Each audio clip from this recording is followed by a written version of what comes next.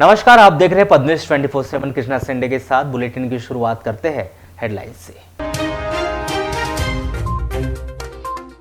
सोमवार को दिखा ईद का चांद, मंगलवार को ईद उल फितर पर्व और अक्षय तृतीया मनाई जाएगी साथ साथ। दो सड़क दुर्घटनाओं में 2 बाइक सवार व्यक्ति की मौत, एक महिला गंभीर रूप से घायल, मेडिकल कॉलेज किया गया रेफर।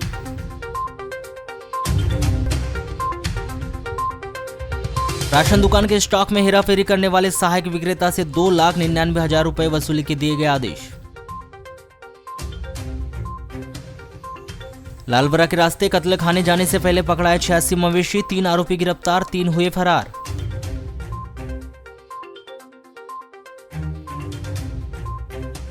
मालगाड़ी और कोयला ट्रेन के बीच जबलपुर लोकल ट्रेन संचालन के बाद बनी मुंगेरी लाल के हसीन सपने। मलाजखंड कॉपर प्रोजेक्ट के केमिकल युक्त पानी की से खराब हो रही खेती, किसानों ने उचित मुआवजा और नौकरी की मांग की। बालाघाट जिले के खैलांजी थाना क्षेत्र के अंतर्गत आने वाले ग्राम फुटारा में चूल्हा जलाते समय आग से झुलसी इसी ग्राम की महिला मंजू पति कीर्ति कुमार ठाकुर 56 वर्ष के नागपुर ले जाते समय मौत हो गई। प्राप्त जानकारी के अनुसार 24 अप्रैल को सुबह 7 बजे जब मंजू अपने घर में चूल्हा जला रही थी तभी साड़ी में आग लगने से वह झुलस गई थी, जिसे जिला अस्पताल बालाघाट में भर्ती किया गया था, जहां से उसे बालाघाट नगर के प्राइवेट अस्पताल में भर्ती किया गया था, जहां उपचार के दौरान 1 मई को मंजू को बेहतर उपचार हेतु नागपुर ले जा रहे थे, जहां रास्ते में ही उसकी मौत हो गई। इस घटना की रिपोर्ट कीर्ति कुमार ठाकुर के द्वारा खैलांजी पुलिस थाने में की गई थी। सीबीएसई की परीक्षाएं सोमवार से शुरू हो गई है। जिले भर में बनाए गए 5 परीक्षा केंद्रों में 12वीं के परीक्षार्थियों ने सोमवार को टर्म 2 की परीक्षा दी। जिले में कोरोना संक्रमण थमने के बाद टर्म 2 की परीक्षा ऑफलाइन मोड में कराई जा रही है। यह परीक्षा 15 जून तक सभी 5 केंद्रों में आयोजित की जाएगी। इसके लिए भरवेली, बालाघाट, मलाजखंड, वारासुनी और उकुआ में केंद्र बनाए गए, जहां कुल 470 बच्चों ने सोमवार को कोरोना नियमों का पालन करते हुए हिंदी विषय का परिचय हल किया। केंद्रीय विद्यालय भरवेली में 59, महर्षि विद्यालय बालाघाट में 101, एकलव्य स्कूल उकुआ में 44, आइडियल स्कूल वाराणसी में 104, केंद्रीय विद्यालय मलाजखंड में 162 परीक्षार्थी शामिल हुए। हालांकि तेज गर्मी के कारण बच्चों को थोड़ी परेशानी जरूर हुई। परीक्षा हॉल में पंखे व कूलर के इंतजाम के चलते बच्चों को ज़्यादा परेशानी नहीं हुई।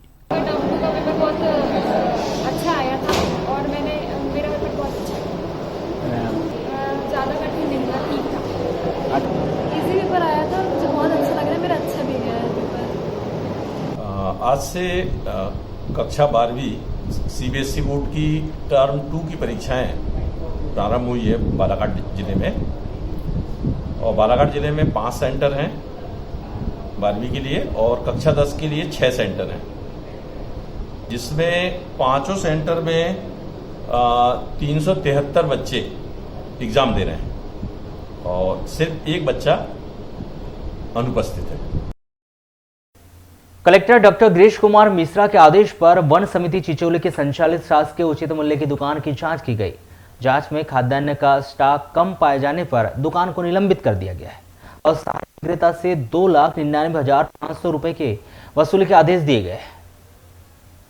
जांचकर्ता अधिकारी कनिष्ठ आपूर्ति अधिकारी सुनील किरार के द्वारा चिचोली की उचित मूल्य दुकान की जांच करने पर 18.72 क्विंटल गेहूं, 60.26 क्विंटल चावल, 1.30 क्विंटल नमक स्टॉक में कम पाया गया। इस स्टॉक के कमी के संबंध में उचित मूल्य दुकान के सहायक विक्रेता छोटेलाल एयरपुड़े के द्वारा दैनिक स्टॉक पंजी तथा अन्य दस्तावेज प्रस्तुत नहीं किए गए।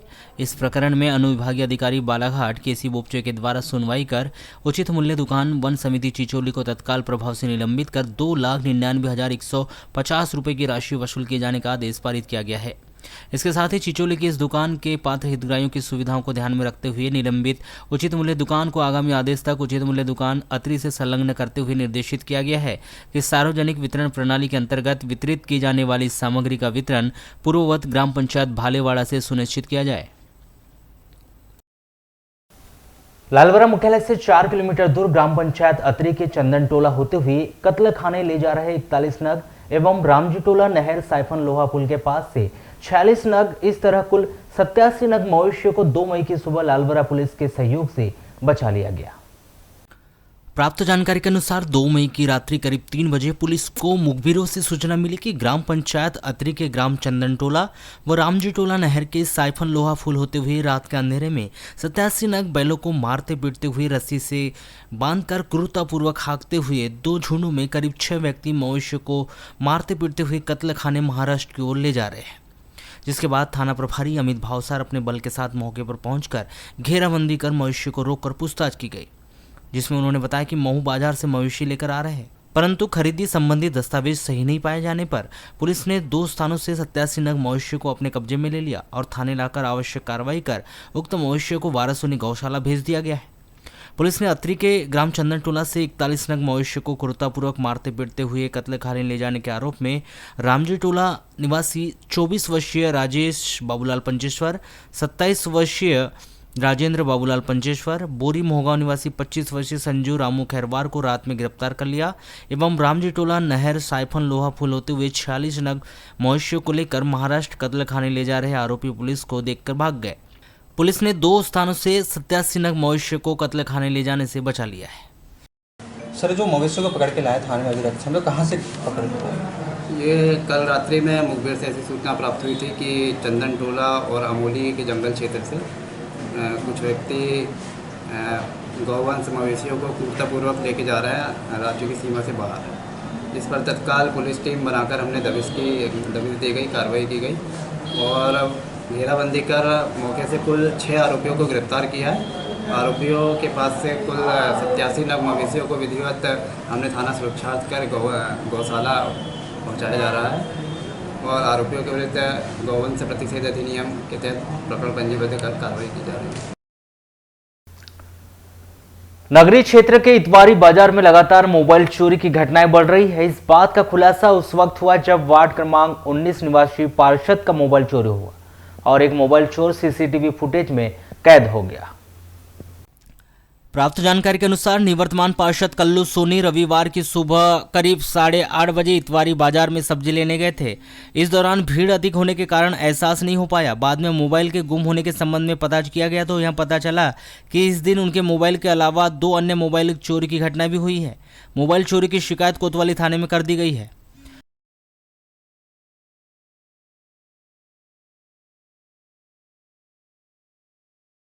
मैं सवेरे घर से निकला अपना सुबह 8 साढ़े 8 बजे करीब 9:25 को मैंने फ़ोन देखा हूँ अपना एक जगह सब्जी लेते मतलब यार एक फ़ोन आने वाला रहीम भाई का। 9:25 हो गया, मतलब 9:30 बजे जाना ही मेरे को जल्दी दे करके। इतनी देर में सब्जी लिया, उसके 5-10 मिनट बाद ऊपर के जेब में ऐसा रखा था मोबाइल। भीड़ इतनी और एकदम से मेरे जेब से निकाल लिया गया। मेरे को 2 मिनट में एहसास भी हुआ तो मैंने देखा भी, मेरे को ऐसा लगा नहीं यार नीचे जेब में होगा। बाकी मोबाइल उस समय तक निकल चुका था। मोबाइल चोरी गए, एक मेरा गया, एक सिंधी भाई है हमारे अशोक उस सरने में उनका सिंधी समाज से है वो, एक उनका और एक सब्जी वाला है खुद उसका भी। 3 मोबाइल कल में चोरी गया। सवेरे 9 से 10 के बीच की घटना है ये। तो कटंगी थाना के अंतर्गत बोनगट्टा रोड ग्राम कटेदरा में 4 व्हीलर ने बाइक को टक्कर मार दी। इस सड़क दुर्घटना में 4 व्हीलर की जबरदस्त ठोकर से बाइक सवार गंभीर रूप से घायल महेश कुमार पटले 65 वर्ष ग्राम बासी थाना कटंगी निवासी की मौत हो गई। प्राप्त जानकारी के अनुसार 1 मई को 4 बजे महेश पटले अपनी पत्नी मननबाई पटले के साथ बाइक से नवेगांव कटंगी से अपने घर बासी लौट रहे थे। तभी कटंगी से बोनगट्टा रोड कटेदरा के पास 4 व्हीलर ने बाइक को टक्कर मार दी। इस दुर्घटना में 4 व्हीलर की जबरदस्त टक्कर से बाइक सवार महेश पटले गंभीर रूप से घायल हो गए, जिसे तुरंत ही कटंगी के अस्पताल लाकर भर्ती किया गया था, जहां से प्राथमिक उपचार के बाद महेश पटले को बेहतर उपचार हेतु कटंगी से जिला अस्पताल बालाघाट रेफर किया गया। किंतु जब महेश पटले को जिला अस्पताल लाया गया तब तक उसकी मौत हो चुकी थी। हिंदुस्तान कॉपर लिमिटेड मलाजखंड से निकलने वाले पानी का रिसाव होने से किसानों की जमीन पर प्रभाव पड़ने के मामले काफी पहले से सामने आते रहे हैं। हिंदुस्तान कॉपर लिमिटेड के द्वारा जिन लोगों की जमीन उसके अंतर्गत आई है उन किसानों को पूर्व में मुआवजा दिया गया, साथ ही उन परिवार के लोगों को एचसीएल में नौकरी भी दी गई। लेकिन अभी भी ऐसे बहुत सारे लोग हैं जो मुआवजा मिलने और मुआयल में नौकरी पर लिए जाने की बात जोर है। सोमवार को हिंदुस्तान कॉपर लिमिटेड मलाज खंड से लगे ग्राम छिंदी टोला बोरीखेड़ा के लोग कलेक्टर कार्यालय पहुंचे, जिन्होंने उनकी जमीन पर एचसीएल से बहने वाले केमिकल युक्त पानी के रिसाव के कारण जमीन बुरी तरह से प्रभावित होने की जानकारी दी। उन्होंने बताया कि एचसीएल से आने वाले पानी के रिसाव के कारण उनकी जमीन में न ही फसल हो रही है और न ही कोई घास उग रही है, जिसके चलते वे लोग वर्ष 1995 से लड़ाई लड़ रहे हैं। समस्या यह है कि ये सन 1995 से ये अपनी ज़मीन को लेकर एक लड़ाई लड़ रहे हैं। इनका जो ज़मीन है वो केमिकल युक्त पानी से पूरा भर गया है और ये हिंदुस्तान कॉपर लिमिटेड जो मलाजखंड है, इसका जो टेलिंग नेम से जो रिसाव का केमिकल युक्त पानी इनके पूरे खेतों में जाता है, जिससे ये ना तो उस खेत में फसल होती है, ना घास उगती है, कुछ भी नहीं होता। तो ये अपने मुआवजे के लिए लड़ाई लड़ रहे हैं, साथ ही नौकरी के लिए लड़ाई लड़ रहे हैं। लेकिन एचसीएल के कर्मचारी वहाँ पर निरीक्षण करने आते हैं, कुछ लोगों को नौकरी का प्रलोभन देते हैं, लेकिन आपस में ही ये राजनीतिकरण करके या फिर ऐसा कुछ करते हैं जिससे सिर्फ जैसे 30 लोगों का नाम है सूची में तो सिर्फ 5 लोगों को नौकरी देंगे, बाकी लोगों की भरपाई बाहर के लोगों को लाके कर लेते हैं। और जहाँ तक हमें ऐसा अवगत हुआ है क्षेत्रीय स्तर पर कि बाहर के लोगों को पैसा लिया जाता है और उनको नौकरी लगाया जाता है, लेकिन सूची बनाई जाती है स्थानीय लोगों की, और इसी कारण ये प्रताड़ित हैं। और इनकी किसी की 1.5 एकड़ की ज़मीन, किसी की 3 एकड़ की ज़मीन और किसी की 5 एकड़ की ज़मीन ऐसी फंसी हुई है जिसमें बिल्कुल भी अनाज नहीं हो रहा है अब तक के। लेकिन बात ये आती है कि ऐसे हमारे क्षेत्र में अगर वास्तविक तौर पर जांच किया जाए तो ऐसे दर्जनों लोग मिल जाएंगे जिनकी 5 एकड़ से ऊपर की ज़मीन फंसी हुई है। क्या चाहते हैं आप लोग? हम सभी चाहते हैं कि ये सन 1995 से जब लड़ाई लड़ रहे हैं तो इनको राहत मिले, इनको मुआवजा मिले, इनको नौकरी मिले, इनको रोज़गार मिले। कितने लोग फंसे? सर इसमें हमारी मांग ये है कि हम काम मांगने जाते हैं एचसीएल में, तो एचसीएल वाले बोलते हैं कि जगह खाली नहीं है बोलते हैं, और फिर बाहर से लाके लोगों को लगा के मतलब बाहर से लाते हैं, लोग काम में लगाते हैं। जब हम लोग जाते हैं तो सीट खाली नहीं है और जगह खाली नहीं करके बोलते हैं। अच्छा, क्यों काम मांग रहे हैं? काम तो दूसरी जगह भी कर सकते थे आप। नहीं सर, हमारी ज़मीन प्रभावित है, इतने 95 से चल रही है हमारी लड़ाई, फिर भी कुछ ध्यान नहीं दे रहे हैं सर, नहीं लगा रहे। कितनी ज़मीन गई है आपकी? सर हमारी 3 एकड़ की ज़मीन है। अच्छा, तो आपने बोले नहीं क्या उस समय? सर पहले भी लड़ाई लड़े लेकिन कुछ नहीं हो रहा है, तो अब मजबूर हैं आदमी। तो क्या चाहते हैं आप लोग? सर हम चाहते हैं कि हमें काम में रखें और मुआवजा दें। इस संबंध में चर्चा करने पर अपर कलेक्टर शिव गोविंद मरकाम ने बताया कि एचसीएल के केमिकल युक्त पानी जाने से कुछ जमीन पूरी तरह से बंजर हो जाने की जानकारी कुछ लोगों के द्वारा सोमवार को दी गई, जिसका वे मुआवजा दिए जाने की मांग कर रहे हैं। इसकी जांच के लिए भी भेजा जाएगा। जांच में सही पाया जाता है तो मुआवजा भी मिलेगा। जांच करने के बाद ही पता चल पाएगा। अभी ज्ञापन दिए हैं, गाँव वाले आए थे, एचसीएल में जो ज़मीन है उसको मुआवजा और नौकरी की मांग कर रहे हैं। तो बता रहे हैं कि हमारी ज़मीन में वो ज़्यादा केमिकल लोग छोड़ रहे हैं, पानी में केमिकल होता है और वो पूरा बंजर हो गया ज़मीन। तो इसकी जांच के लिए हम भेजेंगे अभी, पर जांच सही पाया जाएगा तब इसके एचसीएल को भेजेंगे नौकरी के लिए। नहीं तो भोजन हो तभी तो मुआवजा मिलेगा, लेकिन पहले तो वो कौन सा एलम है कि केमिकल है, क्या चीज़ है, उसको पर जांच करने के बाद ही पता। लांजी पुलिस थाना के अंतर्गत ग्राम टेमनी में सोमवार को सोन नदी के किनारे एक महिला की लाश मिली है। इस संबंध में चमारूलाल पिल्लारे ने पुलिस को जानकारी में बताया कि मृतिका महेश्वरी पति फुलेश्वर उसकी बहन है, जो रोजाना ही नदी के पास कछार में लकड़ी लेने जाती थी। 1 मई को दोपहर करीब 4 बजे प्रतिदिन की तरह लकड़ी लेने के लिए नदी की कछार की ओर गई थी, लेकिन देर रात तक वापस नहीं आई, जिसके बाद हमारे द्वारा महेश्वरी की पतासाजी की गई, लेकिन महेश्वरी का कोई पता नहीं चल पाया। वहीं 2 मई को सुबह करीबन 9 बजे उसे जानकारी मिली कि महेश्वरी सोन नदी में मृत अवस्था में पड़ी हुई है। केंद्र सरकार ने बिजली के संकट और थर्मल पावर प्लांट तक कोयला पहुंचाने के लिए देश भर में 2.5 सैकड़ा से अधिक यात्री गाड़ियों को रद्द कर दिया गया।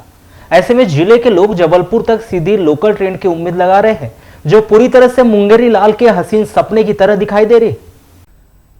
दरअसल हम यहाँ इस तरह की बात इसलिए कर रहे हैं क्योंकि देश में बिजली के संकट को देखते हुए बड़ी बड़ी लंबी दूरी की ट्रेन रद्द कर दी गई है। ऐसे में बालाघाट जबलपुर लोकल ट्रेन चलाने की बात तो और भी नहीं सोची जा सकती। इसके पीछे बड़ी वजह यह भी है कि गोंदिया बालाघाट जबलपुर रेलवे ट्रैक मालगाड़ियों और कोयला ट्रेन के भारी ट्रैफिक का दबाव झेल रही है। मालगाड़ी कोयला ट्रेन का संचालन पूरे 24 घंटे होते रहता है। ऐसे में जो एक्सप्रेस और लंबी दूरी की ट्रेन चल रही है उनका ही संचालन किसी टेढ़ी खीर से कम नहीं है, तो फिर लोकल ट्रेन संचालन की बात सोचना हुई ना मुंगेरी लाल के हसीन सपने जैसी वाली बात। रेलवे के अधिकारियों से मिल रही जानकारी के अनुसार बालाघाट से रोजाना 1.5 दर्जन मालगाड़ियां जबलपुर और गोंदिया की ओर जाती है, जिसमें से 3 गाड़ी बालाघाट जबलपुर सिवनी के बीच स्थित बीने की railway station Jhabua power plant के लिए जा रही है। शायद आगामी दिनों में कोयला ट्रेनों की संख्या और अधिक बढ़ जाए। दरअसल इन मालगाड़ियों के आने जाने का कोई समय निश्चित नहीं है। जब भी खाली ट्रैक मिल जाए मालगाड़ी अपने गंतव्य स्थान के लिए दौड़ पड़ती है। यही हाल कोयला ट्रेन का भी है, इसलिए रेलवे अधिक से अधिक समय तक इस ट्रैक को खाली रखा जाता है। इसके पीछे बड़ी वजह यह भी है कि मालगाड़ियों से रेलवे को बहुत अधिक कमाई हो रही है और जो लोकल ट्रेन से नहीं हो पाएगी उस पर कोयले का बहाना अब तो मानो जैसे राष्ट्रीय मुद्दा बन गया हो। 6 फरवरी 2022 को वारासुनी तहसील के बासी निवासी बिशेन परिवार के घर बेटे नितेश की शादी की खुशियां अभी मनाई ही जा रही थी कि नए नवेले वैवाहिक जोड़े की मेहंदी अभी छूटी ही नहीं थी कि 2 मई को काल बनकर आए एक ट्रक ने बिसेन परिवार की खुशियां काफूर कर दी। घटना में बेटे नितेश की मौत हो गई तो बहु जागृति को गंभीर अवस्था में नागपुर रेफर किया गया। जानकारी के अनुसार वारासुनी में बालाघाट मार्ग स्थित रेलवे क्रॉसिंग पर ट्रक की टक्कर से दर्दनाक हादसा घटित हो गया, जिसमें बासी निवासी नितेश बिसेन और उनकी पत्नी जागृति बिसेन गंभीर रूप से घायल हो गई, जिन्हें तत्काल ही संजीवनी 108 की मदद से जिला अस्पताल में भर्ती किया गया, जहां पर नितेश बिसेन की उपचार के दौरान मौत हो गई। वहीं जागृति पति नितिन बिसेन की नाजुक हालत को देखते हुए उसे मेडिकल कॉलेज रेफर किया गया है। यह घटना इतनी भयानक थी कि ट्रक के द्वारा रेलवे बैरियर के पहले वाले गेट को तोड़ दिया गया। बांसी निवासी 30 वर्षीय नितेश पिता ढालचंद बिसेन एवं 28 वर्षीय जागृति पति नितेश बिसेन का विवाह इसी वर्ष हुआ था। दोनों सोमवार को मोटरसाइकिल से बालाघाट की ओर जा रहे थे। इसी दौरान बालाघाट वारासुनी रोड स्थित वारा रेलवे क्रॉसिंग पर यातायात का बहुत ज़्यादा दबाव होने के कारण धीरे धीरे लोग रेलवे क्रॉसिंग पार कर रहे थे। तभी बिसेन दंपति भी रेलवे क्रॉसिंग क्रॉस करने के मोटरसाइकिल को धीरे धीरे चला रहे थे। इसी दौरान पीछे से आ रहे ट्रक ने मोटरसाइकिल को जोरदार टक्कर मार दी और वहां भी रेलवे के गेट से भिड़ गया, जिसमें नितेश बिसेन और जागृति बिसेन दोनों गंभीर रूप से घायल हो गए, जिन्हें आसपास के स्थानीय लोगों के द्वारा उठाया गया और इसकी जानकारी तत्काल ही पुलिस व 108 संजीवनी को दी गई, जिसकी मदद से दोनों पति पत्नी को जिला चिकित्सालय ले जाया गया, जहां पर पति नितेश बिसेन के उपचार के दौरान मौत हो गई तो वहीं पत्नी जागृति बिसेन गंभीर रूप से घायल हो गई थी, जिसकी नाजुक हालत को देखते हुए मेडिकल कॉलेज रेफर कर दिया गया।